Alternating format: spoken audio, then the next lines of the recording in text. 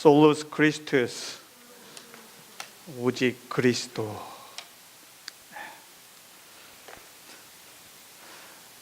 혹시 다른 교회를 방문하셔서 예배를 드리실 때 또는 큰 집회에 참석해 가지고 예배를 드리실 때 설교 말씀하기 전에 이 성경 봉독을 할 때 우리처럼 다 일어나서 하나님의 말씀을 받겠습니다 하는 교회에 참석해 보신 적이 있으세요? 없죠. 근데 왜 저만 성경 봉독하기 전에 다 일어나셔서 하나님의 말씀을 받겠습니다? 그 이유가 뭡니까? 저는 신학교 시절에 그런 말씀을 들었습니다. 느헤미야 8장 5절에 보니까 학사 에스라가 모든 백성 위에 서서 저희 목전에 책을 펴니 책을 펼 때에 모든 백성이 일어서니라. 여기 조금 이해가 안 되면은 더 쉽게 이해를 하기 위해서 현대어 성경에 보니까 그가 율법 책을 펴자 온 백성이 그를 바라보고 일어서서 하나님의 말씀을 받아들일 자세를 취하였다. 하나님의 말씀을 받을 준비를 했다, 그 얘기입니다. 경배하는 마음, 존경하는 마음으로 하나님의 말씀을 받을 준비를 했다, 그 얘기입니다. 왜 하나님의 말씀이 전해질 때 존경하는 마음, 경배하는 마음으로 그 말씀을 받아야 되느냐? 왜냐하면 생명의 말씀이기 때문입니다. 세상을 어떻게 지혜롭게, 정의롭게, 의롭게 사느냐 하는 그런 말씀도 주지만 그거는 2차적인 문제고 1차적인 문제는 생명에 관한, 영생에 관한 말씀을 우리에게 주시는, 우리의 영혼을 살리는 그런 말씀이기 때문입니다. 그 영혼을 살리는 말씀을 오늘 읽으셨을 때 우리 신앙생활 중에서 가장 중요한 말씀을 읽으셨습니다. 그 중에서 32절에 보니까 자기 아들을 아끼지 아니하시고 우리 모든 사람을 위하여 내어주시니가 어찌 그 아들과 함께 모든 것을 우리에게 은사로 주시지 아니하겠느냐. 어떤 하나님이시라고요? 자기 아들을 아끼지 아니하시고 우리에게 대속물로 주신 그 하나님. 이 사실을, 하나님께서 우리의 죄 때문에 그의 아들을 이 땅에 보내주셔서 우리의 죄로 인해서 대신 그 죄값을 치르기 위해서 십자가에 죽게 하신 하나님의 우리를 향한 그 크신 사랑이 얼마만큼 깊숙이 정말 시리어스하게 느껴지느냐에 따라서 신앙의 형태가 달라진다는 겁니다. 저희가 신학생 시절에 논쟁의 이슈에 있었던 책 한 권 있었습니다. 제가 전에도 한번 말씀드렸는데 침묵이라는 책입니다. 1635년에 일본에 그 신부들이, 캐톨릭 신부들이 들어갔을 때 그 기독교를 박해할 때 그 포르투갈의 페레이라라는 신부가 들어갔는데 포르투갈과 그 교황청의 소식이 들려지기를 이 신부가 배교했다 하는 소식이 전해집니다. 그래서 그 신부가 과연 배교를 했는가 어떻게 됐는가 해서 선교사들을 다시 후임으로 보냅니다. 그래서 배교했다는 그 페레이라 신부의 수제자인 로드리고 신부도 일행에 합류해서 같이 일본으로 들어갑니다. 일본으로 들어가면서 그 신부들은 순교하는 것이 두려운 것이 아닙니다. 도대체 왜 이 페레이라 신부가 배교를 했을까? 그래서 우여곡절 끝에 이제 일본에 도착하게 되고 이 페레이라 신부의 후계자인 그 제자인 로드리고 신부와 가르페 신부라는 두 사람이 몰래 들어가서 잡히지 않고 남아있던 일본에 있는 그 크리스찬들을 만나서 성례, 세례식을 주기도 하고 성찬식을 하기도 하고 또 고해 성사를 받기도 합니다. 그러나 배교했다는 페레이라 신부가 어디 있는지 찾을 수가 없는 거예요. 그러다가 한 번은 그 일행 중에 그 같이 예배드리고 하는 중에 한 번 배교한 경험이 없는 일본 청년, 기치지로라는 그 사람의 밀고로에서 이 후임으로 들어갔던 이 두 신부가 다시 일본군에게 잡히게 됩니다. 체포돼서 갖은 고문과 갖은 회유의 협박에도 불구하고 내가 주님을 위해서 죽는 것에 만족한다 해서 변하지 않고 감옥에서 갇혀 있습니다. 차가운 감옥에 누워서 이 로드리고 신부는 결심을 합니다. 내가 죽을지언정 하나님 앞에 배교자의 자세로 하나님 앞에 가지는 않겠다. 그렇게 기도하고 있는데 옆방에 같이 잡혀 있는 일본 그 크리스찬들이, 기독교인들이 뭘 하는가 이렇게 들려봤더니 코 고는 소리가 들리는 것 같단 말이에요. 그래서 이제 너무 피곤해서 코를 골고 자는가. 그리고 있자 조금 있더니 문이 열리면서 페레이라 신부가 일본군에 끌려서 들어옵니다. 그래서 그 자리에서 이제 저녁에 그 페레이라 신부를 이 로드리고 신부가 만납니다. 그러니까 스승과 제자 사이인데 이제 만나서 얘기를 합니다. 그래서 얘기를 하다가 지금 옆에 그 우리 크리스천들이 잡혀왔는데 코를 고고 자는 것 같다고 그랬더니 이 배교자라는 페레이라 신부가 그 얘기를 합니다.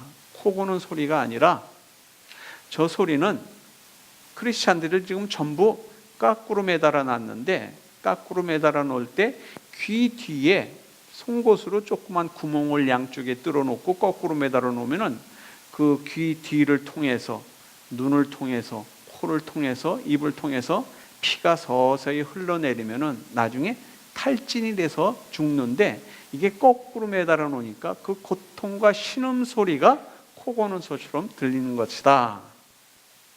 그걸 구멍 매달기 고문이다. 그렇게 이 배교했다는 페레이라 신부가 설명을 해줍니다. 이런 사실을 알게 된 로드리고 신부 앞에 이제 십자가가 놓이게 됩니다. 그 십자가, 예수의 초상화가 놓이고, 이 예수의 초상화를 밟고 지나가면 저 옆에서 지금 옆방에서 고문받고 있는 일본인 크리스찬들을 다 석방해 주겠다. 그러나 내가 배교하지 않으면 저들은 저렇게 죽어갈 거다.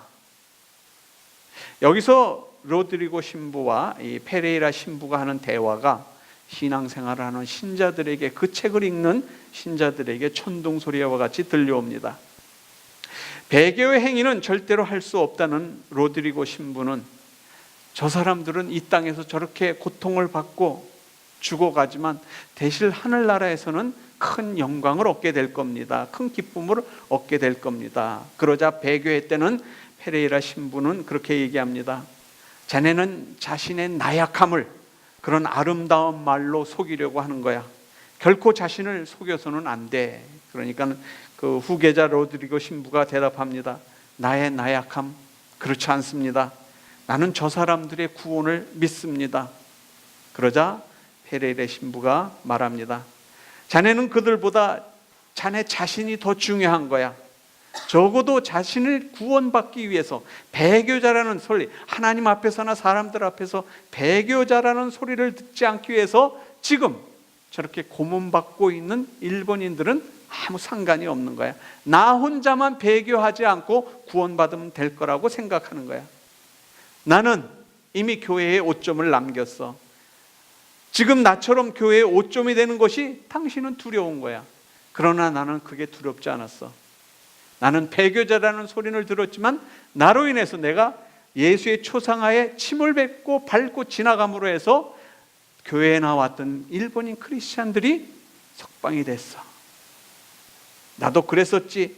저 캄캄하고 차디찬 밤에 나도 지금의 자네와 마찬가지였어. 하지만 우리는 주님과 닮아가는 삶을 살라고 배우지 않았나. 만약 주님께서 지금 이 자리에 있으면은 배교하지 않기 위해서 저 일본인 죽어가는 일본인 크리스찬을 그대로 죽어가게 놔두어야 하는가? 아니면은 형식적인 침을 뱉고 발로 밟고 지나가는 그 길에 내가 동참해서 나 하나 배교자라는 소리를 듣고 저들의 삶이, 저들의 생명이 살아나는 것으로 하나님은 좋게 여기시겠는가?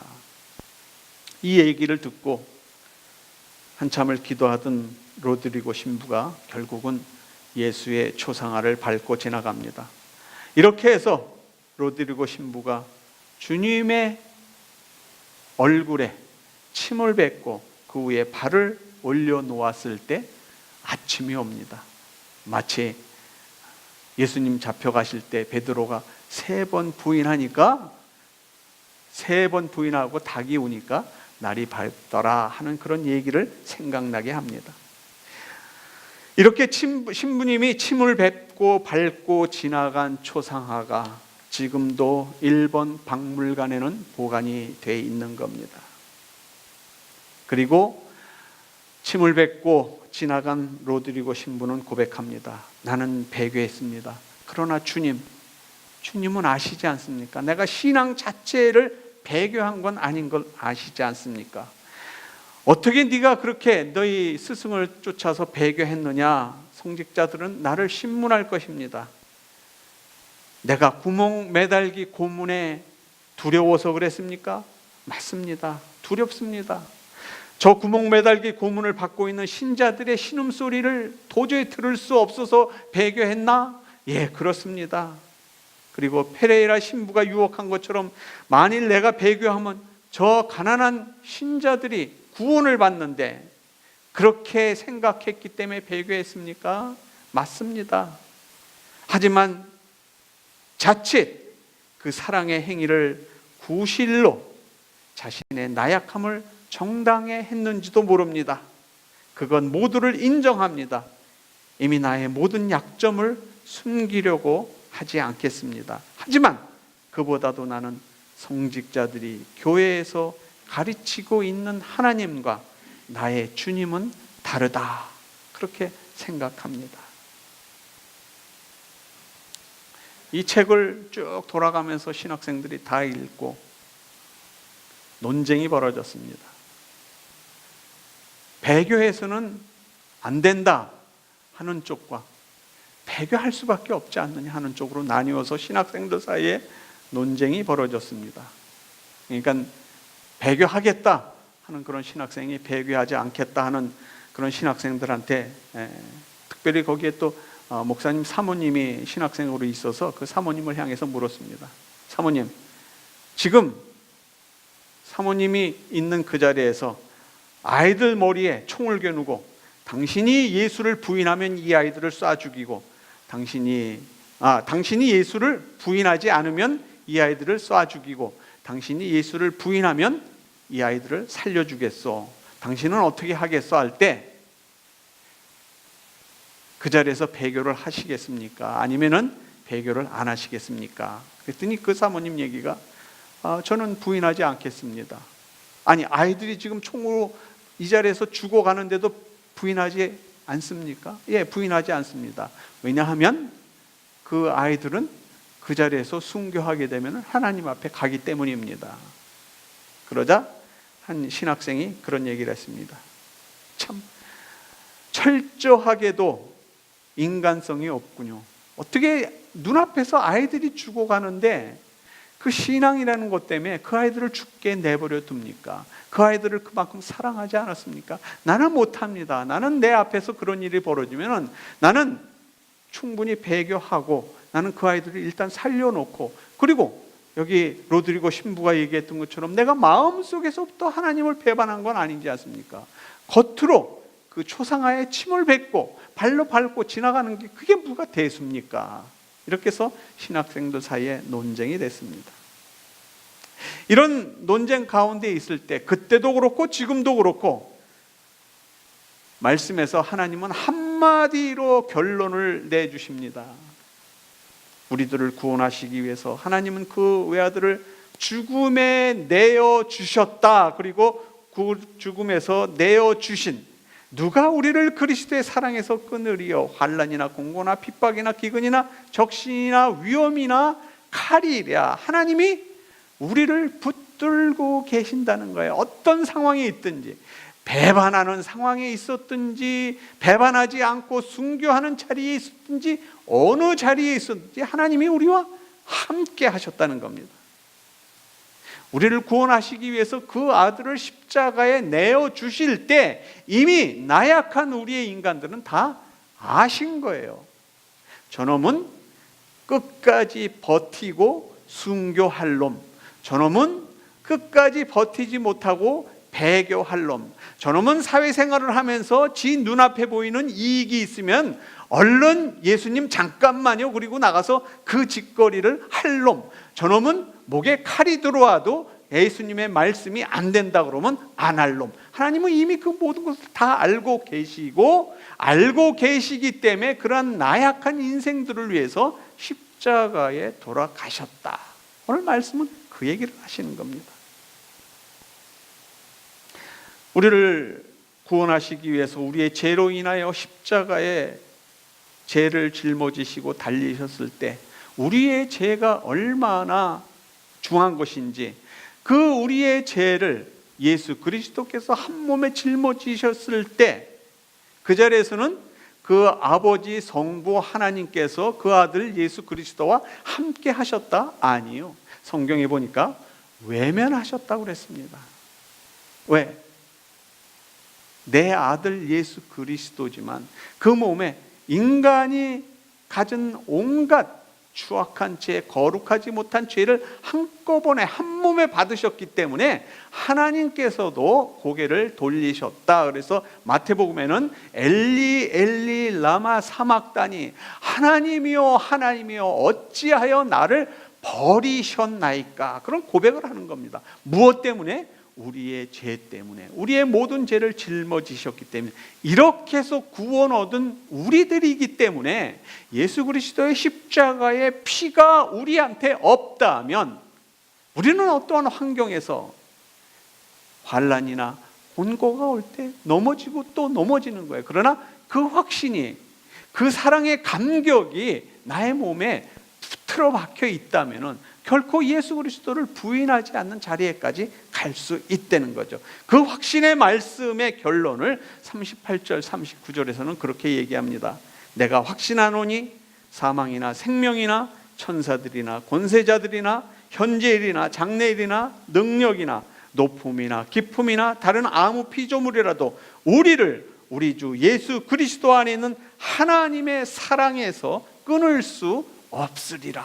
이 확신이 우리한테 있어야 어려운 상황에 들어갔을 때 하나님을 배반하지 않으며 예수쟁이라는 말을 들을 수 있는 겁니다. 이 확신이 없으면은 저게 예수 믿는 거야? 평소에는 교회 가서 예수 믿는다고 하면서도 저 하는 짓거리 좀 봐.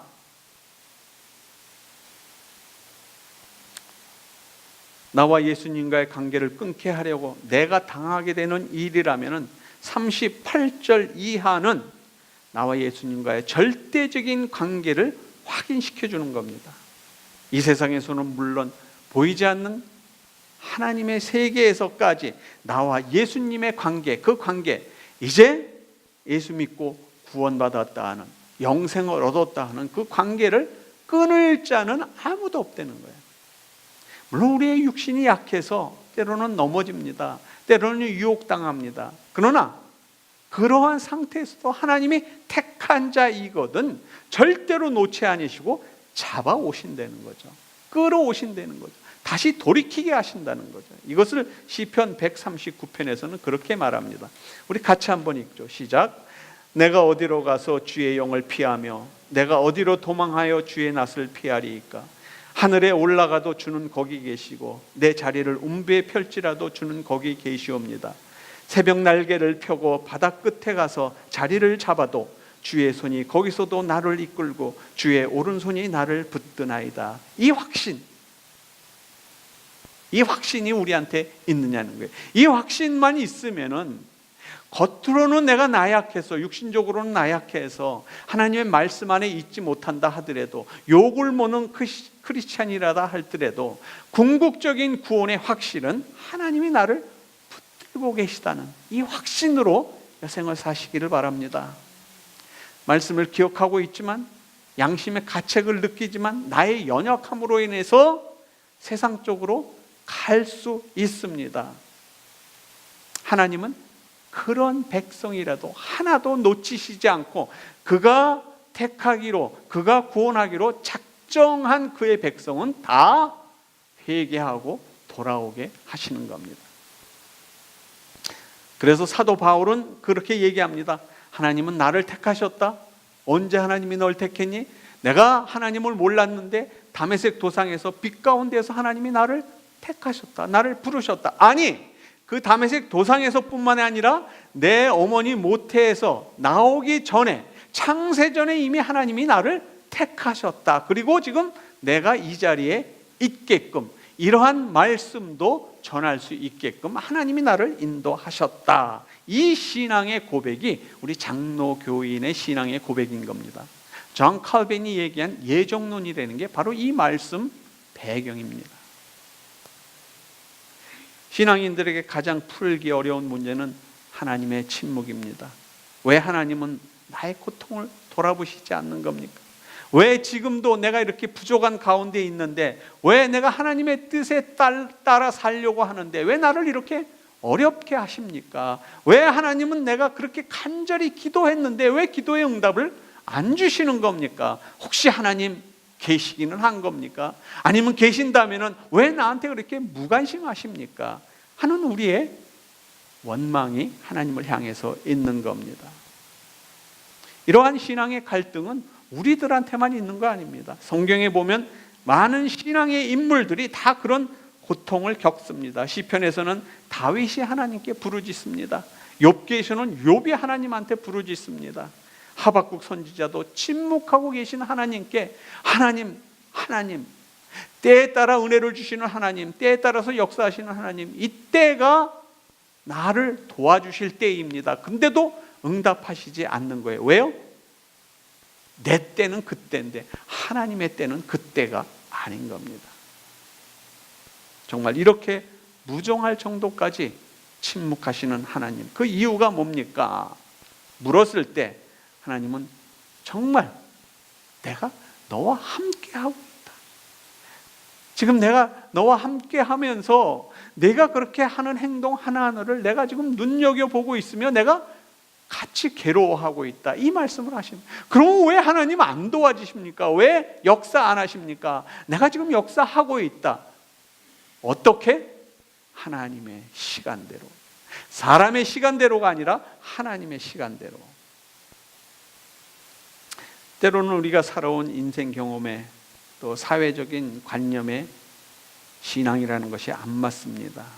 그런데도 하나님은 나와 함께 하시며 지금도 그 일을 이루시고 계신다 말씀하시는 겁니다. 요한복음 11장에 보면 죽은 나사로를 살리는 장면이 나오죠. 예수님이 이 나사로의 가정, 마르다와 마리아와 나사로가 있는 가정을 얼마나 사랑했는지 성경에서 예수님도 표현을 하시고, 그 가정에서도 예수님은 우리하고 참 친하게 지내는 절친한, 그래서 우리를 결코 외면하지 않으시는 그런 분이다 생각을 했는데, 이 오라버니가 죽을 병에 걸렸어요. 그래서 빨리 그 옆 동네에 있는 예수님한테 사람을 보내서 지금 우리 오라비가 죽게 생겼습니다. 나사로가 죽게 생겼으니까 좀 와서 치료해 주십시오. 안수해서 병을 낫게 해 주십시오. 그런데 그 얘기를 전해받은 예수 그리스도께서 오셨나요? 그 얘기를 듣고 이틀을 더 거기서 지냈어요. 생각해 보세요. 나는 믿고 그렇게 정말 내일이라면은 버선발로 뛰어올 그런 예수인 줄 알았는데, 그런 얘기를 듣고 이틀이나 늦게 오는 사이에 자기 오빠가 죽었어요. 그래서 지금 장례 치르고 있는 중에 예수님이 이틀 뒤에 오십니다. 그래서 그 예수님을 향한 섭섭한 얘기를 어떻게 해요? 주님이 여기 계셨더라면 내 오라비가 죽지 않았을 겁니다. 예수님을 향해서 그렇게 얘기합니다. 그 원망의 시간이 지나고 하나님의 시간, 예수 그리스도께서 해야 할 하나님의 영광을 나타내야 할 그 시간이 돼서 죽은 자를 일으켰을 때는 병들은 자를 병을 안수해서 낫게 해서 일으킨 것보다 더 확실한 증거가 되고 하나님의 아들 예수 그리스도의 믿음이 그 가정을 통해서 더 확실히 믿어지게 되는 겁니다. 원망의 시간이 지나고 나사로를 살려주셨을 때 그렇게 이틀 동안이나 아니면 오셨을 때도 정말 어떤 면에서는 얼굴도 보기 싫을 정도로 원망에 가득 찼던 예수 그리스도의 시간에 따라서 역사하심으로 말미암아 더 큰 은혜가 그 자리에 나타났던 겁니다. 모세가 젊었을 때는 하나님을 향한 열정이 있었습니다. 그래서 자기 민족을 괴롭히는 그 애굽의 백성 하나를 쳐 죽인 것으로 인해 도망을 가게 됩니다. 그러나 그때 하나님이 역사하셔서 야, 너 열정이 있구나, 내가 그 열정 위에 같이 역사하겠다 해서 나이 40대 하나님이 역사하신 것이 아니라 40년이 지난 80이 돼서야, 다 늙은 다음에서야 하나님이 나타나셔서 내가 너를 이스라엘 민족을 구원하는 데 사용할 것이다. 그랬더니 모세가 뭐라고 그래요? 하나님, 저 싫습니다. 저 이제 옛날 같은 정열도 없고 힘도 없고 다 늙어 빠졌는데 내가 어딜 갑니까? 몇 번이나 부인을 해요. 나중에는 나 말도 잘 못하니까 그냥 딴 사람 보내세요. 그러니까는 하나님이 화를 내면서 네 형 아론을 붙여줄 테니까 가라. 그 시간에, 하나님이 필요한 시간에 불러내시는 겁니다. 의인이라고 하는 요셉, 얼마나 억울한 일을 많이 당해요. 억울한 일을 많이 당할 때마다 이렇게 피하게 해주고 저렇게 피하게 해준 것이 아니라 죽음의 구덩이에서 장사치들한테 노예로 팔려가고 또 종으로 팔려가고 감옥에 들어가고 했을 때도 그가 잃지 않았던 것은 하나님은 살아계시며 하나님은 나와 함께 하시다는 그 확신 때문에 그 모든 것을 지니고 나갈 때에 그가 나중에 애굽의 총리 대신까지 되는 그 자리에 하나님이 같이 하셨다는 거죠.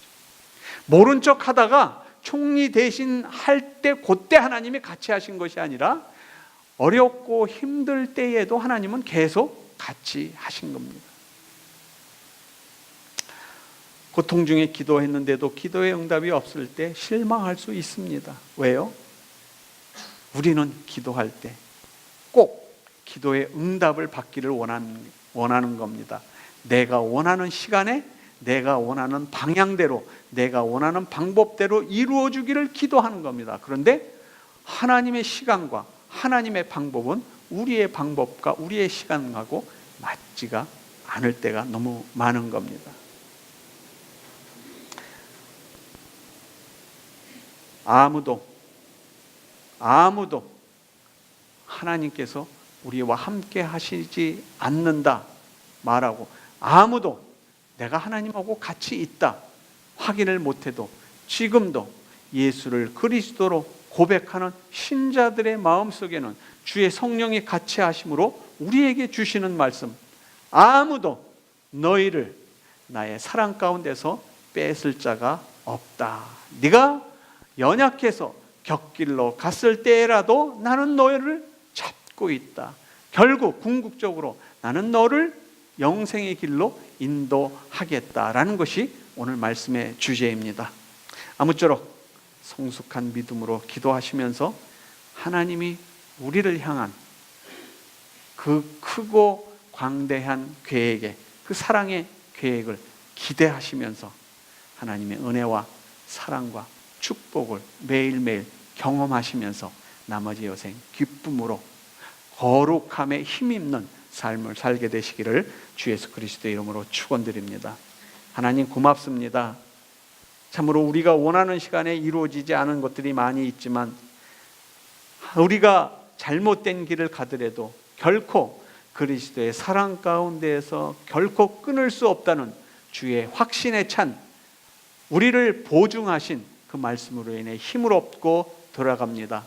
우리가 세상에서 살 때에 끝까지 인내하며 하나님의 말씀으로 견디며 승리하는 삶을 살 수 있는 환경을 만들어 주시고, 그렇지 아니한다 할지라도 하나님을 결코 실망시켜 드리지 않으며 하나님과 함께 동행하는 삶을 살 수 있도록 축복해 주옵소서. 예수 그리스도의 이름으로 감사하며 기도합니다. 아멘.